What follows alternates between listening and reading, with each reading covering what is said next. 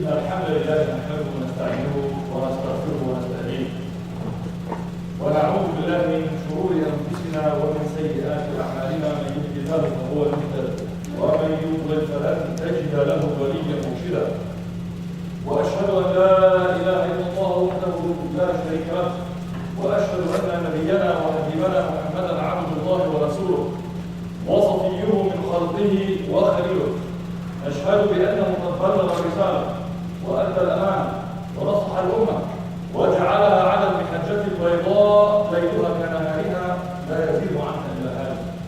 أما بعد فإن أصدق الحديث كتاب الله وخير الهدي هدي محمد صلى الله تعالى عليه وسلم وشر الأمور محدثاتها وكل محدثة بدعة وكل بدعة ضلالة وكل ضلالة في النار أعاذنا الله وإياكم منه.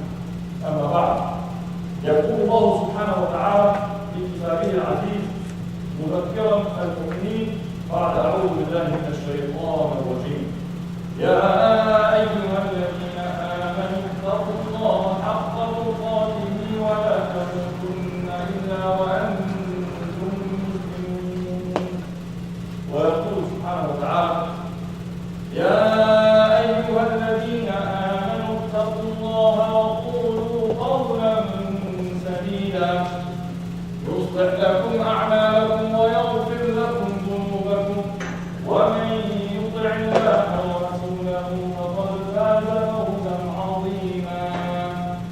أما بعد, all praises are due to Allah subhanahu wa ta'ala.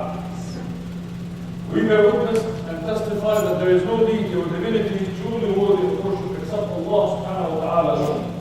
And we bear witness that Muhammad sallallahu ta'ala alayhi wa sallam is the last of messengers and prophets sent by Allah subhanahu wa ta'ala to all of mankind with the message of peace and justice and mercy and tawheed, monotheism, and human equality and human brotherhood. Indeed, that is the message of Islam. May Allah subhanahu wa ta'ala make us true followers of Islam. People who live by the teachings of Islam, teach and practice the teachings of Islam, and die only as Muslims. And may He subhanahu wa ta'ala raise us on the day of judgment as Muslims among the Ummah of Muhammad sallallahu ta'ala alayhi wa sallam, in the presence of Muhammad sallallahu ta'ala alayhi wa sallam, and in the company of Muhammad sallallahu ta'ala alayhi wa sallam, near his house, his basin.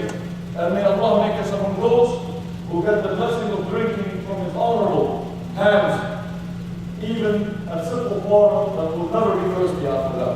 May Allah reunite us, inshallah, on that day with our beloved Prophet Muhammad sallallahu alayhi wa sallam. My dear brothers and sisters, assalamu alaikum wa rahmatullahi wa barakatuh.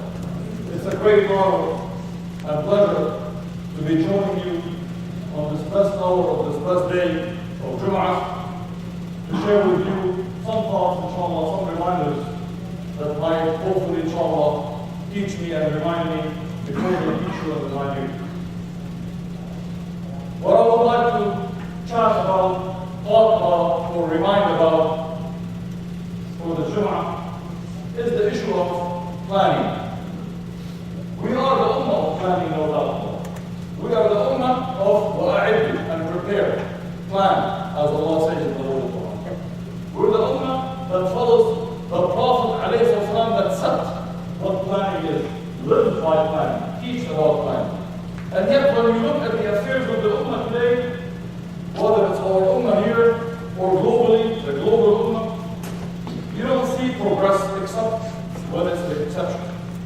We see an ummah that has become stagnant, an ummah that has become the subject of other people and other groups planning.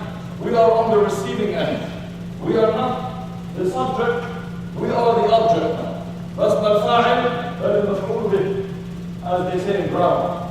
We are the ones on the receiving end of what others plan for us. They plan wars, they plan strife, they plan sectarianism, they plan failures, they plan dictatorships, and we sit and receive. Some of us notice, some of us have no clue, some of us complain. But very few of us are planning to counter, planning proactively. At best, we react sometimes. So what is the issue? What is the problem? Because this problem exists in all of us, in certain degrees. Some of us higher degrees than others. This inability to plan, inability to break out of this corner that we're forced into. The first challenge is the misunderstanding of God. That's the faith. As Muslims, somehow over the last decades and maybe centuries, we have developed a false understanding of God. We now think Qadr is something that we are its victims. We are what Allah subhanahu wa ta'ala has destined, and nothing else we can do. Allah says, kun fayakun, be and it is, and that's it. The understanding is that we are not players, not planners. That's not true, my dear brothers and sisters. In Islam, Allah subhanahu wa ta'ala created the angels. Angels don't decide. The animals, they don't decide. That's why they are not held accountable. There is no Jannah or not for the animals. There is no day of judgment. You don't hear about a dog or a cat questioned on the day of judgment. Why did you chase the rat or why did you? Because they don't have a choice. That's their destiny. They were created with an instinct and they operate based on that fitrah that Allah subhanahu wa ta'ala put to them, the instinct. We as Muslims, as human beings, Allah subhanahu wa ta'ala gave us put the destiny. Meaning Allah subhanahu wa ta'ala controls everything. Nothing happens in this world except with the will of Allah subhanahu wa ta'ala. And if anything doesn't happen, because it's the will of Allah subhanahu wa ta'ala.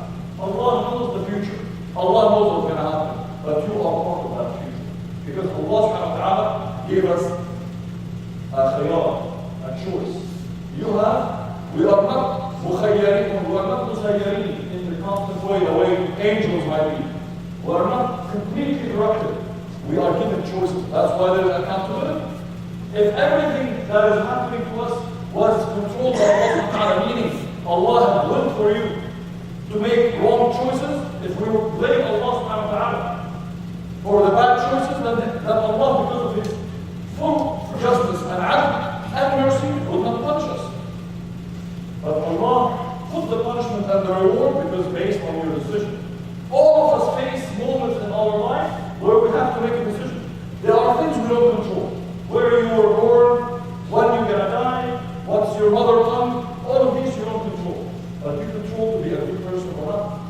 We all face choices in life, moments in life where we have to make a decision, good or bad. And we make that choice willingly. And Allah subhanahu wa ta'ala reward or punishes accordingly. So don't confuse qadar or destiny. Yes, by the time I choose what I want to do, Allah knew ahead of time, of course. But I made my own qadar. You make your own destiny. You choose. If I go to an exam as a student, two students, one can study really hard, prepare for weeks and weeks for the final. And one says, whatever Allah destined will happen to me. Doesn't open a book. What's going to happen to that person? They don't attend the classes for the whole semester. And then they show up to the final, for the final exam and say, Wallahi, if Allah has destined for me to get an A, inshallah, I will get an A. Well, inshallah, you will not get an A. Because Allah subhanahu wa ta'ala wants you to do the action. Allah will make you have an A, but that will be breaking the rules that He set for His life. There are sunnah rules. Like gravity is a scientific rule. There are other rules in life. You work hard, you get results. You prepare, you are ready. Then Allah subhanahu wa ta'ala puts an extra push for those whom He chooses for blessing. So maybe two people study the same way, one gets 98, the other one gets 88. Yeah.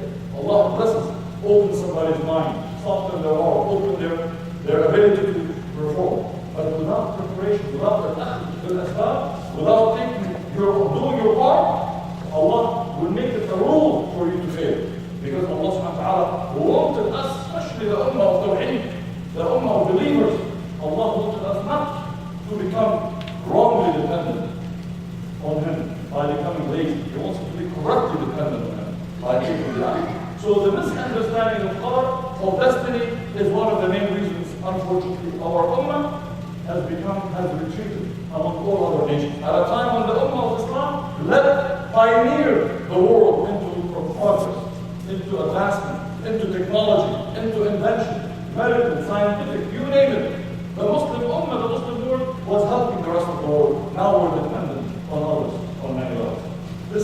reason which is related to it is the misunderstanding of two concepts, of tawakkul and tawakkul, as our scholars say.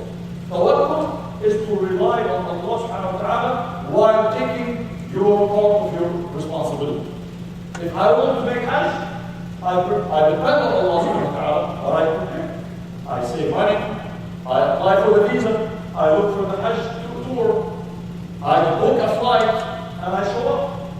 That is called tawakkul. Meaning I rely on Allah subhanahu wa ta'ala, and I do what the scholars say as akhdhu bil asbab. I take care of what is required to get there. If I want to get a degree, I get a BS or a master's in technology or aerospace or business, I prepare my GMAT. I check for the university. I get a scholarship. I save money. I look for the school. I show up to classes. I do my finals. And then I say, oh Allah, I depend on you to make me succeed. That is called tawakkul. That is the right way of relying on Allah subhanahu wa ta'ala. Tawakkul is when someone does not take care of their requirements and expect that Allah subhanahu wa ta'ala will deliver on their behalf. That is wrong in Islam. That is not acceptable. That is harmful. We see the example of the man who came to the Prophet ﷺ and said, a Bedouin. He was going to the market, he had his camel with him. He said to the messenger, أعقلها وأتوكل أو أطلقها وأتوكل. He said, shall I leave my camels and fine and just take care of the things I need in the market and depend that Allah will protect it? Because I'm a good man, I'm a good Muslim. Why would anyone steal my camel? Or why would my camel run away? Because Allah is capable of protecting this camel, right or wrong? What did Muhammad sallallahu ta'ala alayhi wa sallam say? He said, اعقلها وتوكل. He said, tie your camel and rely on Allah that you will protect. Do your homework. If you don't tie it, you show up and say, the camel is no longer with you. Why didn't Allah help? But why don't you help yourself? Allah wants us to be active, proactive individuals. If we are to carry on our shoulders the responsibility of the ummah, the responsibilities of the da'wah, of the responsibility of the deen, the responsibility of mankind, Allah does not want lazy people. This religion is not for lazy people. Take action, think, plan. And then Allah subhanahu wa ta'ala will bless your efforts with results. Another reminder of how Allah subhanahu wa ta'ala wants us to be is the famous verse we all memorize and we all repeat. إن الله لا يغير ما بقوم حتى يغيروا ما بأنفسهم. Beautiful verse. Allah subhanahu wa ta'ala says, Allah subhanahu wa ta'ala says in Surah Al-Ra'd, Allah subhanahu wa ta'ala does not change the condition of any people until they change themselves. Or they change those conditions themselves. Both are correct interpretations. Meaning, is Allah, the question for you, is Allah capable of changing things for us without doing anything? Yes or no? Yes, of course. No doubt. But Allah made it a rule that He will not change it for you. Yes, Allah is free. Allah subhanahu wa ta'ala is free to make rules as He wishes. Subhanahu wa ta'ala. And He made the rules for our benefit. He said, I will not change your condition from good to bad or from bad to good until you yourselves change your condition. In this case, we use it all the time that applies to the topic of the khutbah. Meaning, if we don't like the way we are being treated, if we don't like the way dictators are oppressing us, if we don't like the way Islam is being misrepresented and everything, the way Islamophobes attack our beloved Muhammad sallallahu alaihi wasallam, if we don't like the way we get discriminated against, treated as second-class citizens sometimes by our own government, how is it going to change? Allah tells us the answer very simply. You change yourself, and Allah will take care of the rest. Change your own conditions. Do what is needed. It might mean for us to do 100 points in normal life to see the change. Maybe Allah will bless us if we do 50 points. But the point is, do something. Take the action. Start planning. Start organizing. Do what is necessary, and Allah will take care of the rest. The other point, the other reason sometimes that we end up not planning, because this is the topic, why we are not planning as a ummah today. Also a misunderstanding, a confusion about the role between, or the status between dunya and akhirah. Sometimes some of us think, dunya is the time to relax and worship Allah Allah subhanahu wa ta'ala ritualistically.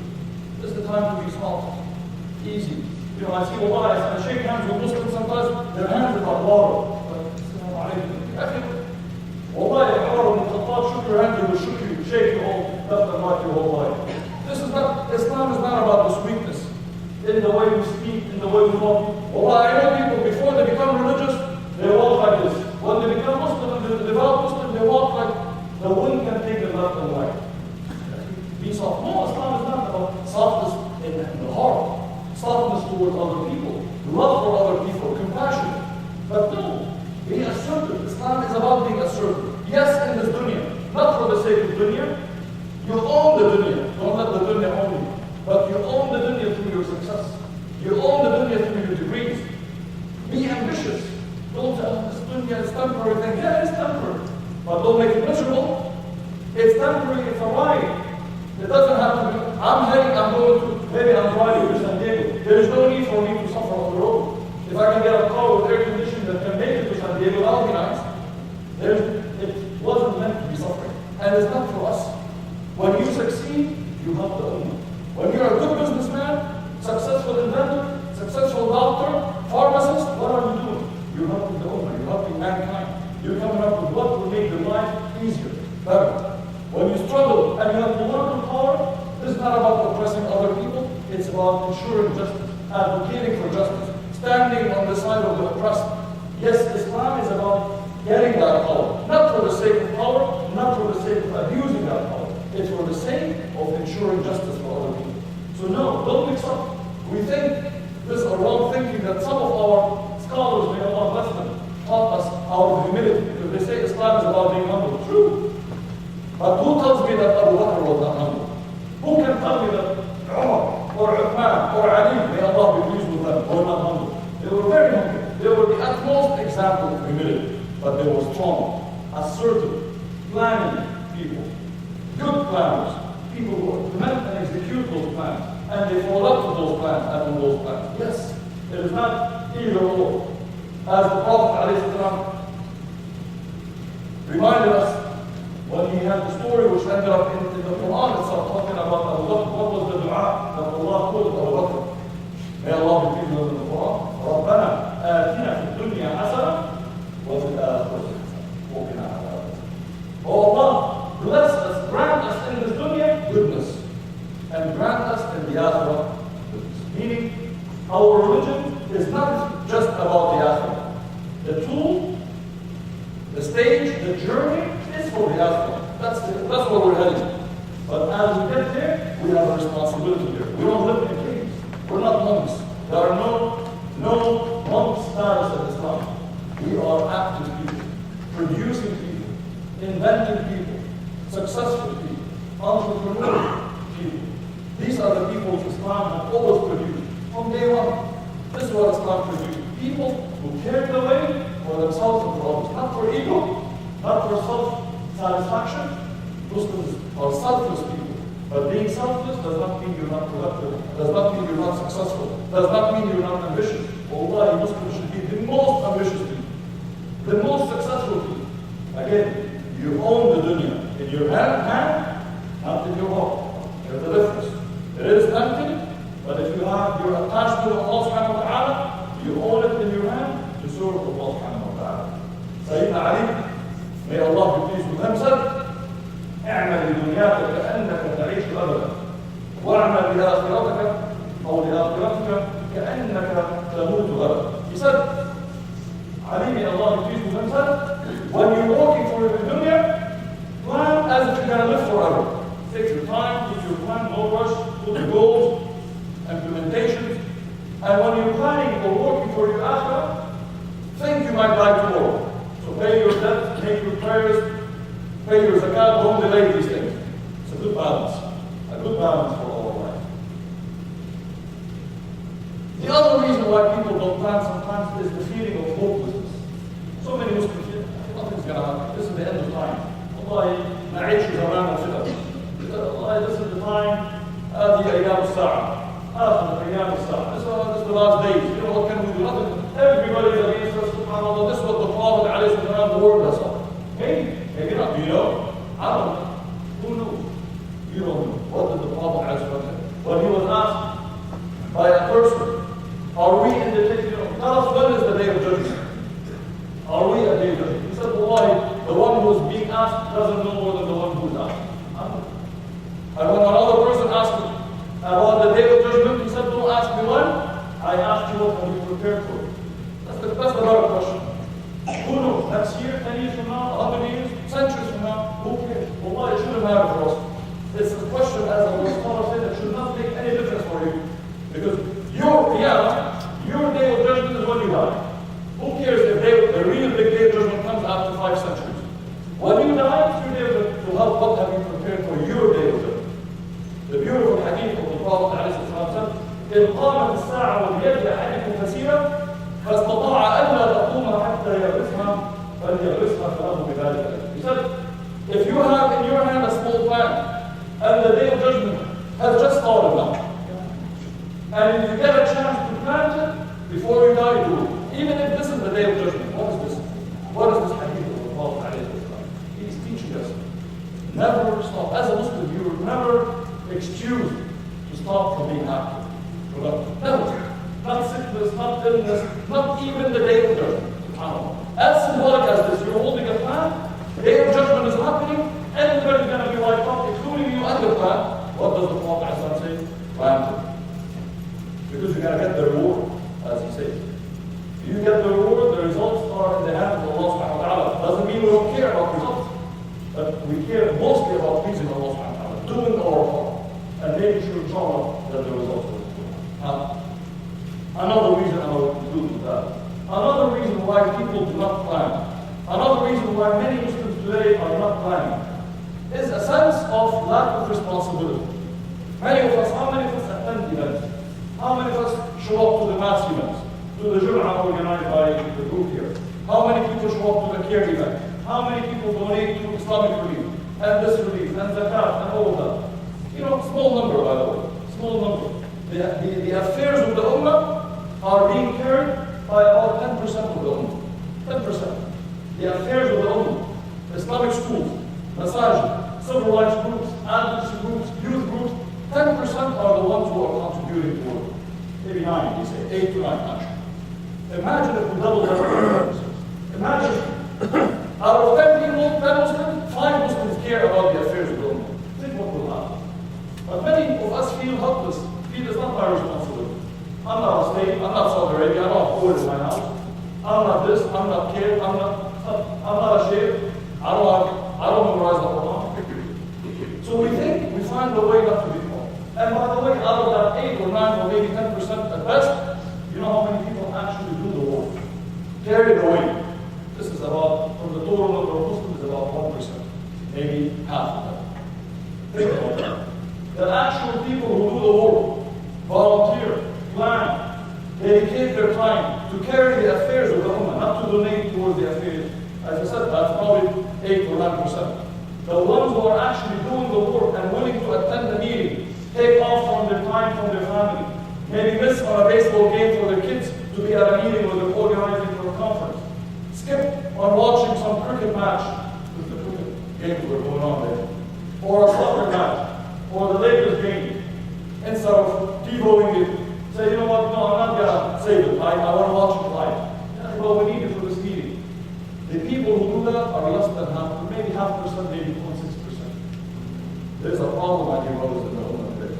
This is a fundamental problem. When many of us don't think we are responsible for the affairs of the Ummah. When Muhammad sallallahu ta'ala alayhi wa sallam said, كلكم راع وكلكم مسؤول عن رعيته. The Prophet said, each one of you is a shepherd or a responsible person. And each one of you will be asked. Mas'ul means you are held accountable. From the verb sa'ala, means Allah subhanahu wa ta'ala will ask you from the day of judgment about your guardianship. Each one of you. And he gave different examples of what type. You are part of this ummah, you are responsible for this ummah. In as much power that Allah has given you. Power of speaking, power of organizing, power of participating, power of donating, power of making dua, every level. And it's not either or. We can do a lot of them. But many of us feel it is not my responsibility. What can I do? I'm helpless. I'm one man. Was Muhammad not one man? Alayhi salatu wasalam. Was Abu Bakr not one man? Was Umar not one man? Was Uthman not one man? Was Ali not one man? But they never thought about what man being is. They thought about what can I do to bring people together. Be that man. Be the Salah al-Din of the Ummah. Be the Umar ibn Khattab of our time. Don't say what others can do. What other Muslims do. Bad Muslim leaders, bad Muslims are. Yeah, we know that. Let's not waste time about that. Let's ask and put our time asking ourselves, what can I do for the Ummah? What is my role? On the day of judgment, when Allah subhanahu wa ta'ala puts me face to face, I stand up in front of Allah subhanahu wa ta'ala. Allah is not going to ask me, what did the Muslims of the valley do for Islam? Or what did the Muslims of Bangladesh do? What did the Muslims in LA do? He's going to ask me, what did you do? And I'm not going to be able to say, Wallahi, Muslims in Pakistan were wasting their time. Muslims in Egypt were. Allah will say, I'm asking you, what did you do? And I better have an answer for that. And my dear brother and sister, you better have an answer for that. And that answer must be, should be, and I hope it will be, Wallahi, I cried at night for the Ummah. I cried at night when my brothers and sisters in Gaza were being massacred. I cried at night when my brothers and sisters in Burma were being burned alive. When masajid were being destroyed, every masjid almost in Central Africa, the African Republic, is destroyed. When over 200,000 Muslim brothers and sisters in Syria killed, thousands raped, and hundreds of thousands are missing. When hundreds and thousands are killed in Libya, in Egypt, in Kashmir, in Afghanistan, in Pakistan, when people are hungry in our own country. Wallahi, Allah will ask you, what did you do for these people? Dua is good. Activism is important. Thinking, planning is important. We will not get out of this misery, and we are in misery. And if you don't see the misery, my dear brother and sister, you're missing out. There is misery now, but this misery is not going to last. And I have no doubt the tide is turning now. So the question is, as we see, alhamdulillah, Muslims reorganizing now. Muslims becoming vocal, especially in places where we're free, not here in America. Alhamdulillah, masajid are growing. Schools are growing. Islamic organizations are becoming more influential, more present, more visible. People who attack Islam now are on the retreat. So the question is, am I part of that success or am I watching? Is this another cricket game or soccer game we're watching to see who wins at the end? There are two teams. The victimized Muslims and their aggressors. Allah, I'm cheering for the Muslims. No. Roll up your sleeve, my dear brother. Roll up your sleeve, my dear sister. You're not a spectator. This is your ummah. This is your brothers and sisters. This is the ummah of Muhammad sallallahu ta'ala alayhi wa sallam. I started the prayer saying, may Allah subhanahu wa ta'ala grant us the blessing to be reunited with Muhammad sallallahu alayhi wa sallam on the day of judgment. In the Firdaus al-A'la, with him.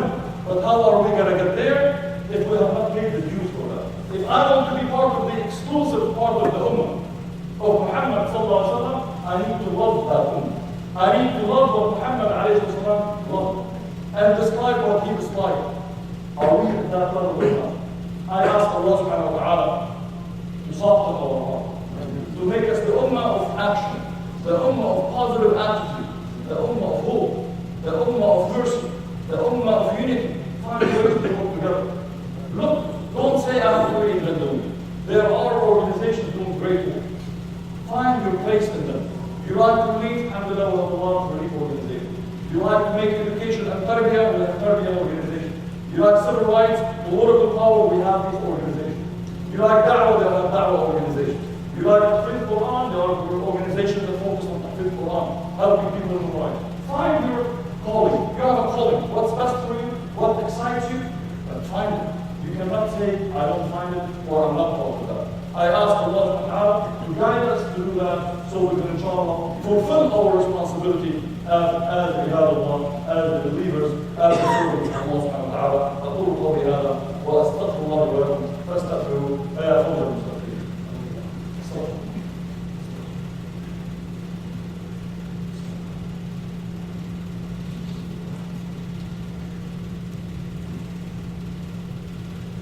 بسم الله والحمد لله والصلاة والسلام على رسول الله أما بعد. My dear brothers and sisters, I say, planning has always been core to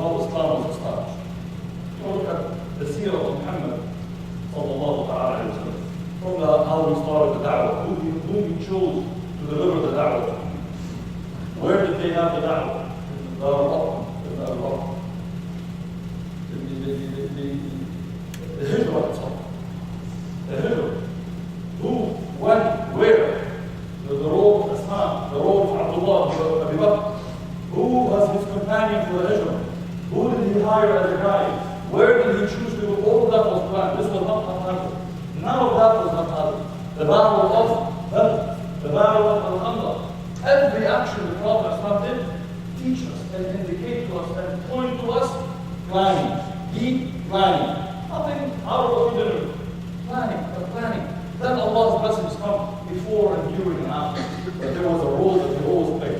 He could have easily said, I am the messenger of Allah subhanahu wa ta'ala. Allah has promised to protect me until I deliver the message. I have nothing to worry about. And I will stay in Mecca wherever they want to do. No. Yeah, he fled. He sought refuge in Medina. And he planned his going to Medina. And the bay'ah that he did for the people of Medina before. All of these steps. You don't need me to go over the details because you know them. But sometimes we forget to live this. Ask yourself, if he did not have to plan, what would he do all of that? No, he had to plan, and this is the message of Allah. What about us? So what I suggest, have a vision for your life. Plan. Personally and the ummah. Education, school, business, have a plan. Say, I'm here, this is what I want to be in 5 years. Set the goals at the timeline. Define who are the players, your team. Who is going to get you to that goal? Decide, make sure that this is for the sake of Allah subhanahu wa ta'ala. Be mindful of Allah subhanahu wa ta'ala. Make your intention all the time. Whether it's for education, your business, the ummah, it's always for the sake of Allah subhanahu wa ta'ala. Identify opportunities. Look around, see the opportunities in business, in education, in ummah, building, in community organizing. Find what it takes and anticipate the challenges. Every planning should address challenges because they will happen. That's guaranteed. And then decide what your strategy might be. And re-evaluate yourself constantly. Passive or acceptable, not that passive. Allah said, always hold yourself accountable before you are held accountable by Allah subhanahu wa ta'ala. Find out, am I doing the right thing? Is it helping? Is it? And so on and so forth. And always be thankful for Allah subhanahu wa ta'ala. At all times. When your plans succeed, or when it seems that your plans fail.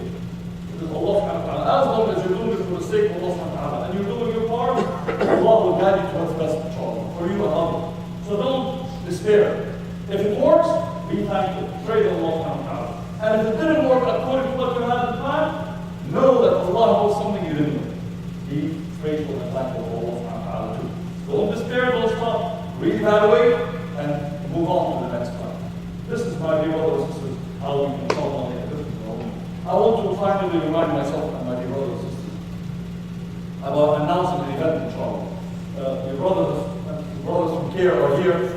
Myself and Brother Ali have some information to share with you. Inshallah, I'll be here tonight for a program at the Masjid with you, talking about a new program that was introduced by the government for countering the violent extremism.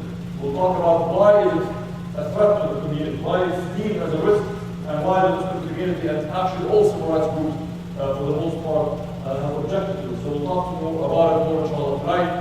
They give you more information, inshallah, after that, after the prayer. But also to announce a program that we do every year. It's called Muslim Day at the Capitol, where we take Muslims from California to Sacramento to lobby for one day on April 27th. It's on Monday. For one day to show our face as Muslims from California, to lobby for issues of interest to all people in California, whether it's immigration rights, whether it's equal pay, whether it's lowering student or college fees, things that will not just benefit us, but everyone else.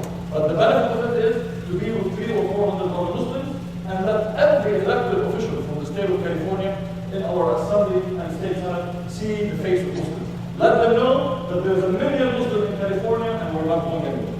And let them know that those 1 million are actually caring people, active people, politically active people, not just for themselves, but for everyone else in California.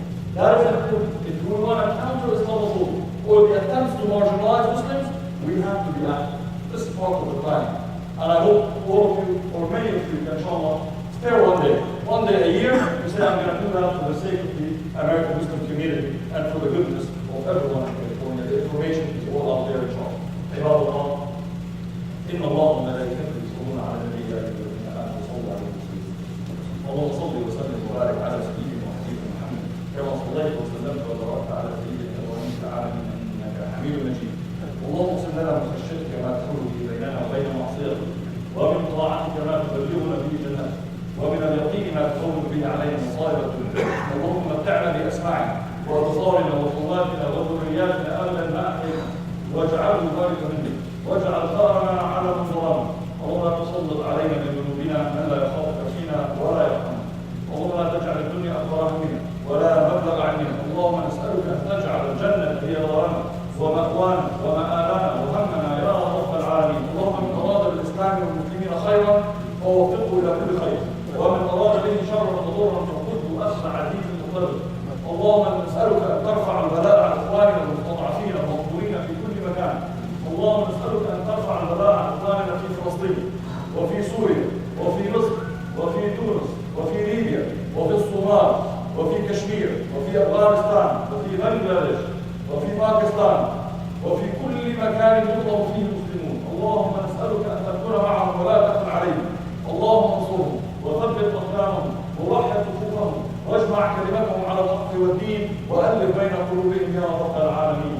اللهم اشف مرضاهم، اللهم اشف مرضاهم ومرضاهم ومرضى المسلمين. اللهم وثبت اقدامهم وتقبل شهداءهم وفك قيد اسراهم وردهم الى ديارهم امنين غانمين سالمين معززين منصورين يا رب العالمين. اللهم منا الدعاء ومنك رجال فاستجب لدعائنا بفضل هذا اليوم المبارك يوم الجمعه. واخر دعوانا الحمد لله رب العالمين. عباد الله، ان الله يامر بالعدل والاحسان وايتاء ذي القربى وينهى عن الفحشاء والمنكر والبغي يعظكم لعلكم